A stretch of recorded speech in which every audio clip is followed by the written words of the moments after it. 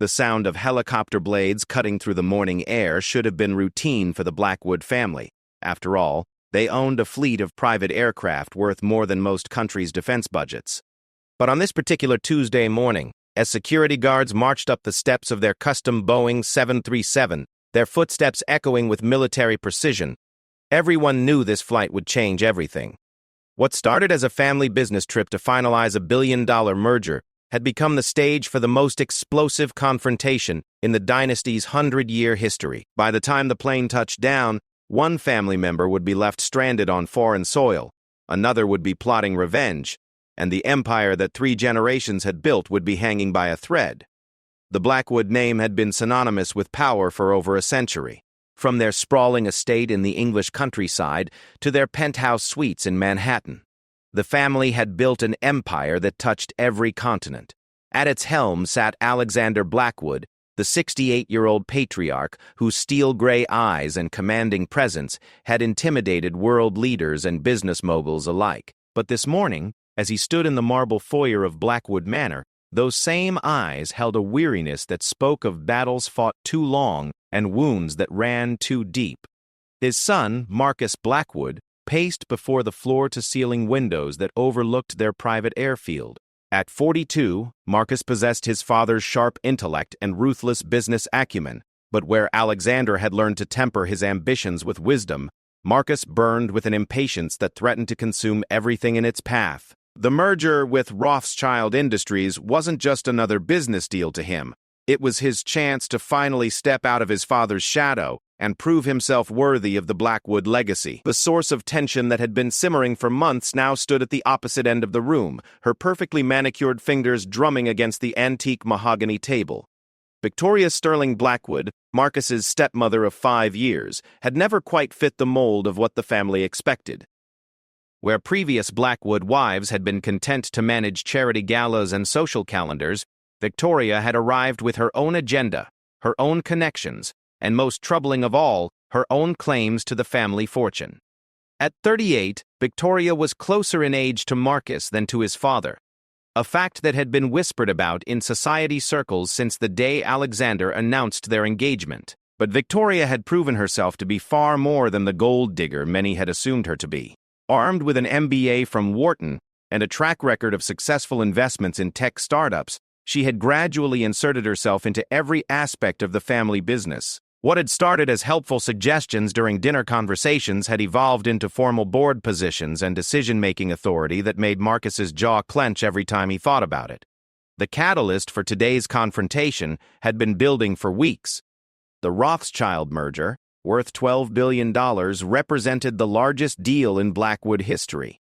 It would expand their influence into Eastern European markets and solidify their position as one of the world's premier investment firms. But as negotiations reached their final stages, cracks had begun to appear in the family's united front. Marcus had spent 2 years courting Rothschild Industries, building relationships with their executives, and crafting a proposal that he believed was foolproof. Every detail had been meticulously planned, from the financial structures to the integration timeline. This was his deal, his vision for the family's future, and he had expected his father's unwavering support. Victoria, however, had other ideas. During a board meeting 3 weeks earlier, she had presented an alternative proposal, one that would structure the merger as a 3-way partnership including her own investment fund, Sterling Capital. Her argument was compelling. Her fund's portfolio included several tech companies that could provide valuable synergies with Rothschild's traditional industries. The combined entity would be stronger, more diversified, and better positioned for the digital economy. Marcus had felt the ground shift beneath his feet as board members nodded approvingly at Victoria's presentation. This wasn't just about business anymore. It was about power, about who would control the family's future. His carefully laid plans were being dismantled by a woman who, in his mind, had no right to even be in the room. The argument that followed had been vicious. Marcus accused Victoria of manipulating his father and undermining years of his hard work. Victoria had fired back that Marcus was stuck in the past, unable to adapt to a changing business landscape. Alexander had tried to mediate, but the damage was done. Trust, once broken in the Blackwood family, was nearly impossible to repair. Now, as they prepared to fly to Geneva for the final negotiations, the tension was thick enough to cut with a knife. The original plan had been simple. The three of them would present a united front to the Rothschild executives, sign the papers, and return home as partners in one of the largest business combinations in history. But the flight that was supposed to be a victory lap had instead become a battleground. Marcus had spent the previous evening making phone calls to family allies, quietly building support for his position. His Aunt Eleanor, Alexander's sister and a significant shareholder, had already expressed concerns about Victoria's rapid ascension within the company. His younger brother David, who managed the family's European operations from London, had always been skeptical of their stepmother's motives. Even some of the non-family board members had begun to question whether Victoria's involvement was in the company's best interests. The conversation that had taken place in Alexander's study at midnight still echoed in Marcus's mind. He had presented his father with an ultimatum. Either Victoria stepped back from the merger negotiations, or Marcus would withdraw his support entirely. He had legal documents ready, board votes counted, and investors lined up. This wasn't just a threat, it was a declaration of war. Alexander's response had been swift and decisive. If Marcus wanted to play power games, then he would learn what real power looked like. The old man still controlled 51% of the company's voting shares, and he wasn't about to be dictated to by his son, no matter how talented or ambitious that son might be. Victoria, for her part, had seen this confrontation coming for months. She wasn't naive about the family dynamics or the resentment that Marcus harbored toward her. But she also knew that she brought valuable assets to the table. Not just her investment fund, but connections in Silicon Valley, relationships with emerging markets, and a vision for the future that went beyond the traditional industries that had built the Blackwood fortune. As they walked across the tarmac toward their waiting jet, each lost in their own thoughts, none of them could have predicted how dramatically the next few hours would unfold. The Boeing 737, customized with a full office suite, bedroom, and conference room, had been the site of countless family meetings over the years. It was where deals were struck, strategies developed, and futures decided. Today, it would become the stage for a confrontation that would shatter the family forever.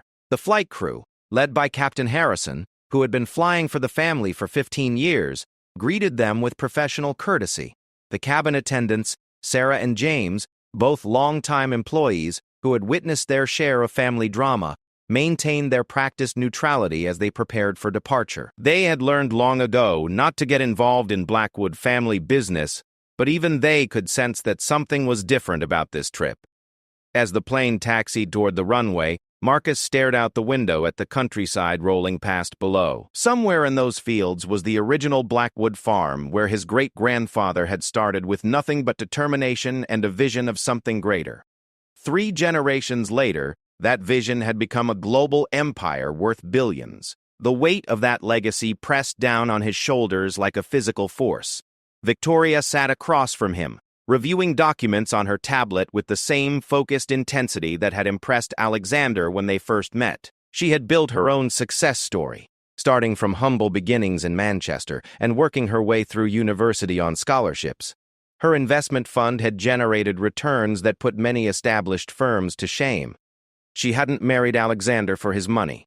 She had married him despite it, knowing the challenges it would bring. Alexander occupied his usual seat at the head of the conference table, a position that allowed him to observe both his son and his wife, while maintaining the authority that had defined his leadership for decades. He had built the Blackwood empire by making hard decisions when they needed to be made, and he sensed that another such moment was fast approaching. The irony wasn't lost on him that the very success he had achieved had created this conflict. If the company had remained small, family-controlled, and limited in scope, there would have been room for everyone. But success bred ambition, and ambition bred conflict. The merger with Rothschild Industries represented everything he had worked toward, but it also forced a reckoning with questions he had been avoiding for years. As the plane climbed toward its cruising altitude, the die was already cast for what would unfold over the next few hours. Each of them carried secrets, plans, and ultimatums that would soon collide in a confrontation that none of them were fully prepared for. The next part of their journey would test not just their business acumen, but the very bonds that held their family together. Part 2. The confrontation began innocuously enough. As the plane reached cruising altitude, Alexander opened his laptop and began reviewing the final merger documents. The Rothschild deal represented the culmination of months of negotiations, due diligence, and strategic planning. Every detail had been scrutinized, every contingency planned for, every possible objection addressed. On paper, it was perfect. Marcus seized what he saw as his opening moment. Rising from his seat with the confidence of someone who had rehearsed his words carefully, he moved to the center of the cabin's conference area. The space, normally used for high-level strategy sessions, suddenly felt cramped and charged with tension. "Father, we need to discuss Victoria's role in tomorrow's presentation," Marcus began, his voice steady but carrying an undercurrent of steel that hadn't been there an hour earlier. "I've been thinking about the optics, and I believe it would be best if she stepped back from the negotiations." Victoria's head snapped up from her tablet, her green eyes flashing with a mixture of surprise and anger. She had expected resistance from Marcus, but the directness of his challenge caught her off guard. "I'm sorry, what exactly are you suggesting?" she asked, her voice maintaining its professional calm despite the emotional storm brewing beneath the surface. Marcus turned to face her directly, and for a moment the years of resentment and frustration that had been building between them crystallized into something visible and dangerous. "I'm suggesting that this deal is too important to be complicated by personal relationships. The Rothschild executives are traditionalists. They're expecting to work with family members who have been involved in the business for decades, not—" He paused, searching for words that would wound without being overtly cruel. "Not what, Marcus?" Victoria's voice was now ice cold. "Not someone who didn't inherit their position? Not someone who actually earned their place at this table through merit rather than bloodline?" Alexander watched the exchange with the careful attention of someone who had seen variations of this conflict play out in boardrooms around the world. Power struggles within family businesses were as old as commerce itself, but that didn't make them any less dangerous when they involved his own family. "Marcus, perhaps we should discuss this privately," he suggested, his voice carrying the weight of authority that had commanded respect for decades. But Marcus was beyond the point where diplomacy could resolve what had been festering for months. The plane's confined space seemed to amplify every word, every gesture, every subtle indication of the battle lines that had been drawn. "No, Father, this affects all of us, and it needs to be said openly. Victoria has been positioning herself to take control of this merger from the beginning. Her fund, her connections, her vision for the future. It's all been carefully calculated to marginalize my role in the company I've dedicated my life to building." The accusation hung in the air like a physical presence. Victoria felt her carefully maintained composure beginning to crack. She had worked twice as hard as anyone else to prove herself worthy of the Blackwood name, had endured whispered comments and skeptical looks from board members who saw her as nothing more than Alexander's trophy wife. Every decision she had made, every proposal she had presented, had been scrutinized with a level of suspicion that Marcus had never faced in his entire career. "You want to talk about calculation?" Victoria stood, her 5'6" frame somehow commanding the entire cabin despite being dwarfed by Marcus's height. "Let's talk about your calculation, Marcus. You've spent 2 years on this merger, yes, but you've also spent 2 years assuming that your last name automatically entitles you to lead it. When was the last time you generated an original idea that didn't rely on the infrastructure your father built?" The words hit Marcus like physical blows. His face flushed red, and for a moment he looked less like a sophisticated business executive and more like the privileged child that Victoria's words implied he had always been. "I've earned my position in this company," he shot back. "I didn't marry into it." Alexander slammed his hand down on the conference table with a force that made both combatants turn toward him. At 68, he still possessed the physical presence that had intimidated adversaries and inspired loyalty in equal measure. "Enough," he said, his voice cutting through the cabin like a blade. "Both of you are acting like children fighting over toys rather than adults managing a billion-dollar enterprise." But the damage had already been done. The veneer of family unity that had been carefully maintained for 5 years had finally cracked, revealing the raw emotions and competing ambitions that lay beneath. Marcus felt vindicated in his belief that Victoria had been manipulating the situation from the beginning, while Victoria saw confirmation of her suspicion that Marcus would never accept her as anything more than an interloper. The cabin fell silent except for the steady drone of the engines carrying them toward what was supposed to be their triumph. Alexander looked between his son and his wife, seeing in both of them reflections of his own ambition and drive, but also the destructive potential that came with unbridled power. This was the moment he had been dreading since Victoria first joined the family, the moment when he would have to choose between them. Victoria broke the silence first, her voice now steady and professional, but carrying undertones that everyone in the cabin recognized as dangerous. Alexander, I think we need to address the fundamental question that's been avoiding. Are we partners in this business, or am I simply a passenger who's been allowed to sit at the table out of courtesy? The question was more loaded than it appeared on the surface. Victoria wasn't just asking about her role in the current merger. She was demanding clarity about her position in the family hierarchy and the company's future. It was a line in the sand that would force Alexander to make a choice that could fracture his family permanently. Marcus sensed the critical nature of the moment and pressed what he saw as his advantage. Father, the board members I've spoken with have expressed concerns about the complexity that Victoria's involvement adds to the deal. Simple is better in negotiations like this. We can always explore partnerships with Sterling Capital in the future, but tomorrow should be about the core Blackwood-Rothschild merger. Alexander studied his son's face, reading the calculation behind the seemingly reasonable words. Marcus had been building a coalition against Victoria, using the merger as leverage to force her out of the decision-making process. It was a sophisticated political maneuver, the kind of strategic thinking that would serve him well as a business leader. But it was also a direct challenge to Alexander's authority and judgment. And who exactly are these board members? Alexander asked, his voice deceptively calm. Because, as I recall, the board voted unanimously to include Sterling Capital in the merger discussions. Marcus felt the ground shifting beneath his feet but pressed forward. Eleanor has concerns about the speed of these changes. David questions whether we're overextending ourselves. Even some of the external board members have privately expressed. Stop. Alexander's voice carried a finality that made both Marcus and Victoria freeze. You've been conducting a shadow campaign against my wife, using my own sister and son to undermine decisions that I, as CEO and majority shareholder, have already made. The word wife hung in the air with particular emphasis. Alexander wasn't just defending a business partner. He was defending his marriage and, by extension, his judgment in choosing Victoria as both spouse and colleague. For Marcus, it was a devastating realization that his father's loyalty was not automatically his to command. Victoria felt a mixture of gratitude and vindication, but also a growing awareness that this confrontation was spiraling beyond anyone's control. She had wanted respect and recognition for her contributions, not to become the catalyst for a family war that could destroy everything Alexander had built. Marcus, Alexander continued, his voice now carrying the cold authority that had built an empire. You have forced me to make a choice that I never wanted to make. You've questioned my judgment, undermined my wife, and attempted to manipulate family members against each other.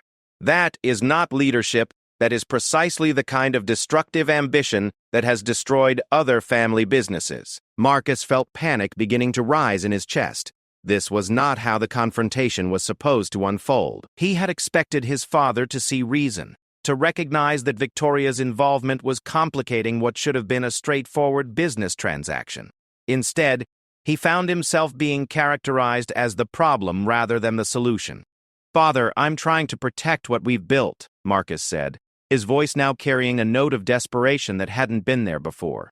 This merger is the most important deal in our company's history. We can't afford to let personal feelings compromise our business judgment. Victoria found her voice again, but now it carried a sadness that hadn't been there during the earlier exchange. Marcus, do you really believe that's what this is about? Do you think I would jeopardize something this important for personal gain? The question forced Marcus to confront the assumptions that had been driving his opposition to Victoria's involvement. Was his resistance really about business strategy, or was it about something more fundamental? His fear of being displaced, his resentment at having to share the family legacy with someone who hadn't been born into it. Alexander watched his son wrestle with that realization and felt his own heart breaking. He had raised Marcus to be strong, ambitious, and decisive, all qualities that would serve him well as a leader. But he had also failed to teach him the wisdom that came with recognizing when those very strengths could become destructive. The plane continued its steady progress toward Geneva, carrying its passengers toward a confrontation that would reshape not just their business empire, but the fundamental relationships that had defined their family for years. None of them yet realized that the real crisis was still ahead of them, waiting in the form of a phone call that would change everything they thought they knew about the merger and each other. Part 3. The phone rang at exactly 2:47 p.m., cutting through the tense silence that had settled over the cabin like a funeral shroud. Alexander's assistant, Margaret, had strict instructions never to interrupt flights unless the matter was genuinely urgent. As Alexander reached for his encrypted satellite phone, both Marcus and Victoria found themselves leaning forward, their personal conflict temporarily set aside in the face of potential crisis. "Alexander Blackwood speaking," he answered, his voice carrying the cautious formality he reserved for unexpected calls during crucial business periods. The voice on the other end belonged to James Crawford, the senior partner at Morrison, Klein & Associates, the law firm that had been representing Blackwood Industries for over 2 decades. Crawford's normally unflappable demeanor was notably absent as he delivered news that would reshape everything they thought they knew about their situation. "Alexander, I'm calling about the Rothschild merger. We've just received some information that requires immediate attention. Are you somewhere private where we can speak freely?" Alexander glanced at Marcus and Victoria, both of whom were watching him with the intense focus of people who understood that their entire future might hang on the next few words. "I'm on the plane with Marcus and Victoria. Whatever you need to tell me, they should hear it as well." Crawford's hesitation was audible even through the satellite connection. "Alexander, I'm not sure that's advisable given the nature of what I need to share." The lawyer's reluctance sent a chill through the cabin that had nothing to do with the air conditioning. Alexander had worked with Crawford long enough to know that very little could shake the man's professional composure. "James, just tell me what's happening." "We've discovered that Rothschild Industries has been conducting parallel negotiations with another party. They've been using your proposal as leverage to secure better terms with Sterling International." The irony of the name was not lost on anyone in the cabin. Victoria's face went white as she processed the implications. Sterling International was her former company, the investment firm she had left to start her own fund after a bitter dispute with the founding partners.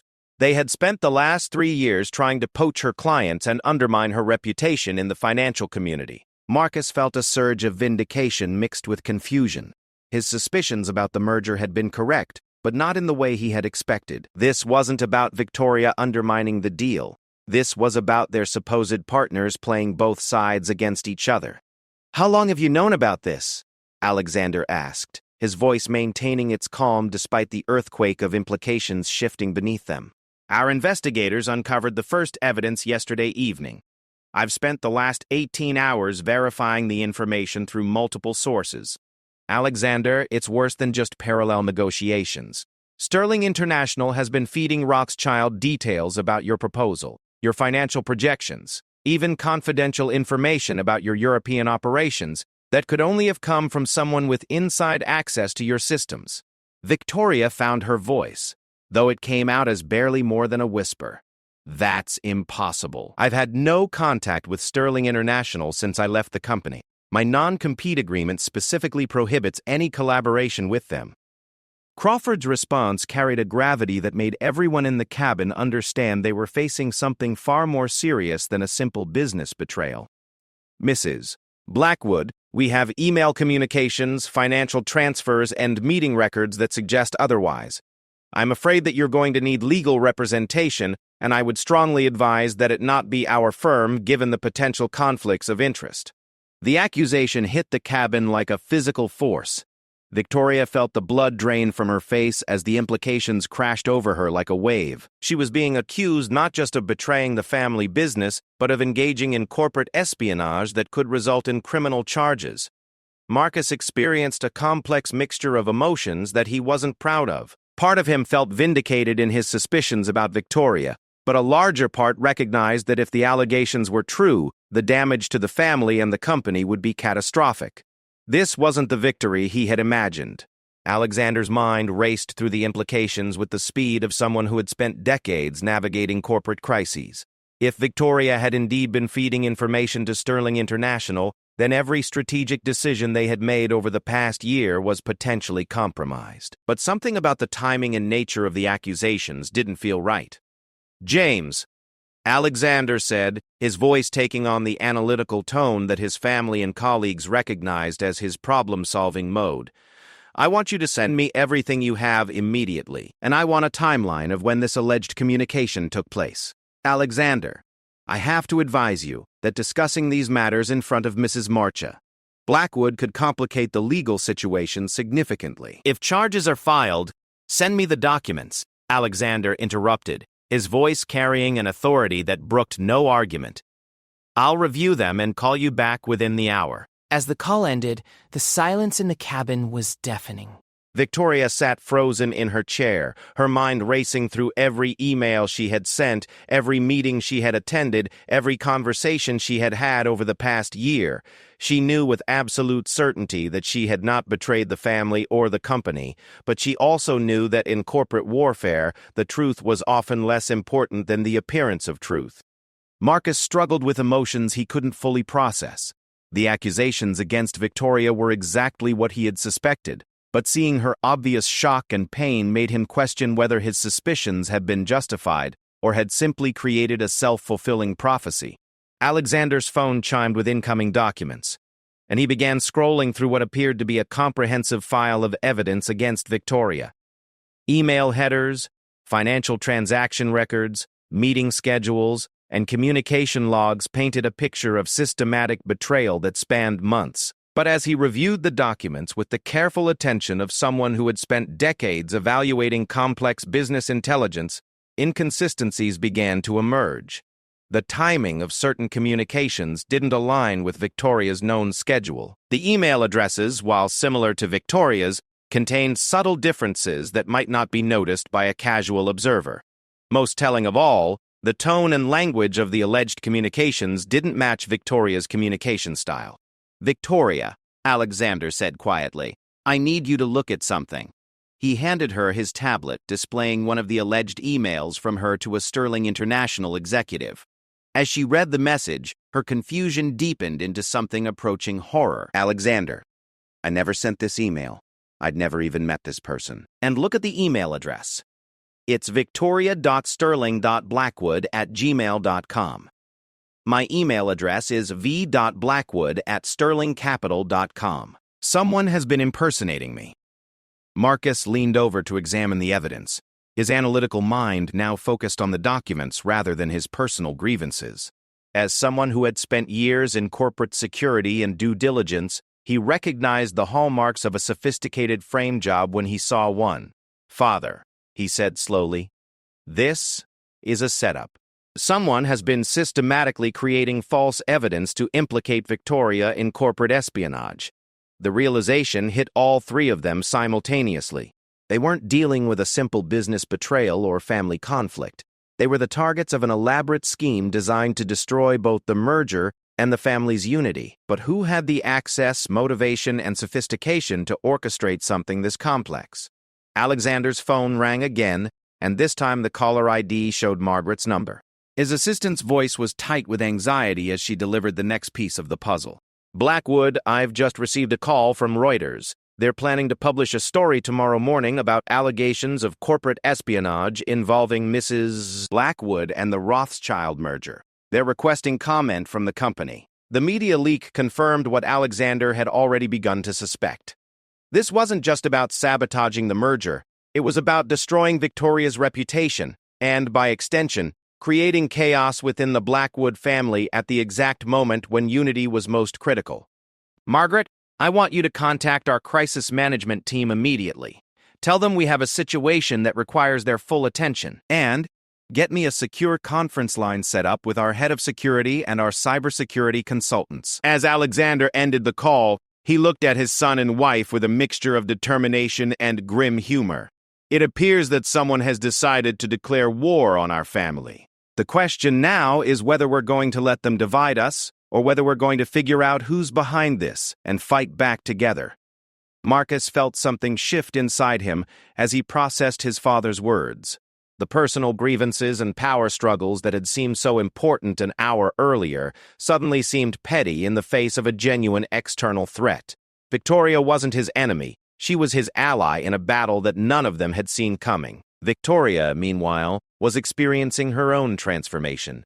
The accusations against her, false though they were, had crystallized something important about her place in the family. She wasn't just Alexander's wife or a business partner. She was a Blackwood, with all the loyalty and responsibility that name entailed.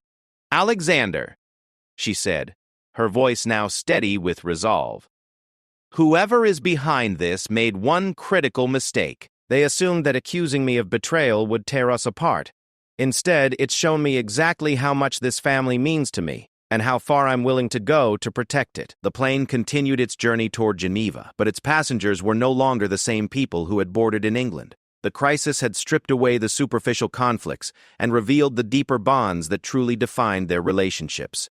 They were about to face the most serious threat in the company's history, but they would face it together. The real test, however, was still ahead of them. As the plane began its descent toward Geneva, none of them yet realized that the person orchestrating the attacks against them was someone they trusted, someone with intimate knowledge of their business and personal lives, someone who had been planning this betrayal for years. Part 4. The Geneva airport at sunset should have been beautiful, with the Alps providing a dramatic backdrop to their arrival. Instead, the scene felt ominous as the Blackwood jet touched down on the private runway. The 3 passengers who disembarked were fundamentally changed from those who had left England that morning, united now by the recognition that they were under attack from an unknown enemy. Alexander's security team, led by former MI6 operative Thomas Chen, had worked through the night to trace the source of the fabricated evidence. What they discovered would have been impossible to believe if the proof hadn't been so meticulously documented. The sophisticated cyber attack against Victoria hadn't originated from a competing business or foreign intelligence service. It had been orchestrated from within their own organization by someone with administrative access to their most sensitive systems. The secure conference room at their Geneva hotel became a war room as Chen presented his findings to the family. Digital forensics had traced the creation of the false email accounts to a computer within Blackwood Industries' London office. The financial transactions used to create the appearance of payments from Sterling International had been routed through accounts that required insider knowledge of the company's banking systems to access. "The level of access required for this operation," Chen explained, his voice grave with implications, "means that whoever is behind this isn't just an insider. They're someone with senior-level security clearances and intimate knowledge of your family's personal and business communications." Victoria felt a chill that had nothing to do with the Swiss mountain air. "How intimate?" she asked, though she suspected she already knew the answer. "They had access to your personal calendar, your private email accounts, and enough knowledge of your daily routines to coordinate the false evidence with times when you couldn't provide alibis for your whereabouts. This person knows you well enough to predict your behavior patterns." Marcus, his earlier hostility toward Victoria, now completely transformed into protective determination, leaned forward in his chair. "How many people have that level of access to our systems?" Chen consulted his tablet before answering. "Fewer than dozen people have the combination of technical access and personal knowledge required for this operation. But when we narrow it down to those who also had motivation and opportunity, the list becomes much shorter." Alexander felt a sick certainty growing in his stomach. Over the course of the investigation, one name had kept appearing in connection with every aspect of the sabotage. Someone who had been with the company for over 15 years, who had earned the family's complete trust, who had access to every system and knew every secret. "It's David," he said quietly, the words falling into the room like stones into still water. Marcus felt the world shift beneath his feet. David, his younger brother, had been his closest ally within the family. They had worked together for years, coordinating the European operations with the main company's strategic goals. David had been one of the people Marcus had counted on to support his position against Victoria's involvement in the merger. Victoria closed her eyes as the pieces fell into place with horrible clarity. David had been the one family member who had never quite accepted her marriage to Alexander. His objections had been subtle but consistent, always framed in terms of business logic rather than personal animosity. She had attributed his coldness to the natural skepticism of someone protecting the family interests. Chen nodded grimly. David Blackwood had access to everything required for this operation. His European operations gave him connections to Sterling International that wouldn't have raised suspicions. His communications with Rothschild Industries over the past 6 months show a pattern that's consistent with feeding them inside information, while appearing to support the merger. The betrayal was particularly devastating because it revealed the depth of planning involved. David hadn't acted impulsively or opportunistically. He had spent months, possibly years, positioning himself to strike at the exact moment when his actions would cause maximum damage to the family and the company. Alexander's phone buzzed with a message that confirmed their worst fears. David had just issued a statement to the European financial press, announcing his intention to break away from Blackwood Industries and form his own company. The statement characterized his decision as a response to the ethical concerns raised by Victoria's alleged corporate espionage and Alexander's failure of leadership in handling the crisis. He's not just destroying the merger, Marcus realized with growing horror. He's positioning himself to benefit from the chaos he's created. Sterling International isn't just using our proposal to negotiate with Rothschild. They're planning to partner with David's new company as soon as he breaks away from us. The sophistication of the scheme was breathtaking in its audacity. David had created a crisis that would force the family apart while simultaneously positioning himself as the ethical alternative to a supposedly corrupt organization. The false evidence against Victoria wasn't just meant to destroy her reputation. It was designed to make David's departure seem justified and principled. Victoria felt a rage building inside her that was unlike anything she had experienced in her professional life. She had been prepared to face skepticism and resistance from the family, but this level of calculated betrayal was beyond anything she had imagined possible. "How long do we have before this becomes public?" she asked Chen, her voice steady despite the emotions churning beneath the surface. "The Reuters story is scheduled to publish at 6 a.m. London time tomorrow. That gives us approximately 10 hours to respond before the markets open and the financial world begins reacting to the allegations." Alexander stood and walked to the window overlooking Lake Geneva, his mind racing through options and consequences. The merger with Rothschild Industries was effectively dead. There was no way they could proceed with negotiations while facing allegations of corporate espionage. But the larger question was whether they could save the company itself from the cascade of damage that David's betrayal would unleash. "What about the board meeting scheduled for tomorrow?" Marcus asked. David was supposed to present the European integration plan for the merger. "That meeting has become something else entirely," Alexander replied without turning from the window. "David will use it as a platform to announce his departure and justify his actions. By the time he's finished, he'll have positioned himself as the wronged party who had no choice but to leave a corrupt organization." The room fell silent as they contemplated the full scope of the disaster facing them. Years of work, billions in value, and 3 generations of family legacy were hanging in the balance because of one man's ambition and betrayal. But Victoria had not built her own investment fund and survived in the cutthroat world of international finance by accepting defeat gracefully. As she processed the magnitude of David's scheme, she began to see the weaknesses in what appeared to be an unassailable position. "He's made one crucial mistake," she said, turning to face Alexander and Marcus with a look of determination that reminded both men why she had been successful long before she joined their family. "David's entire plan depends on the assumption that we'll be too shocked and divided to mount an effective response. He's betting that Marcus and I will turn against each other, that you'll be too paralyzed by family loyalty to act decisively, and that the board will panic in the face of scandal." Marcus felt something click into place as he followed Victoria's reasoning. "But we know the truth now. We know who the real enemy is, and we know how he's been manipulating the situation." Alexander turned back to the room, and for the first time since the crisis began, his expression showed the calculating intensity that had built the Blackwood empire. "David has forgotten something important about this family. We don't break under pressure. We get stronger. Chen looked up from his tablet with news that would prove to be the turning point in their battle. I've just received confirmation from our cybersecurity team. They've managed to trace the digital fingerprints of David's operation far enough to recover deleted communications that he thought were permanently erased. The recovered emails revealed the full scope of David's betrayal, including specific details about his collaboration with Sterling International and his timeline for leaving the company. More importantly, they contained evidence of illegal activities that went far beyond corporate espionage. Victoria felt a cold satisfaction as she reviewed the evidence. David didn't just steal our information. He used his position to manipulate currency exchanges in advance of his trades with Sterling International. That's not just corporate espionage, that's securities fraud. The tide of battle was beginning to turn, but they all knew that the next 24 hours would determine whether the Blackwood Empire survived or crumbled under the weight of betrayal from within. David had chosen to declare war on his own family, but he had underestimated the strength that could come from unity forged in the crucible of crisis.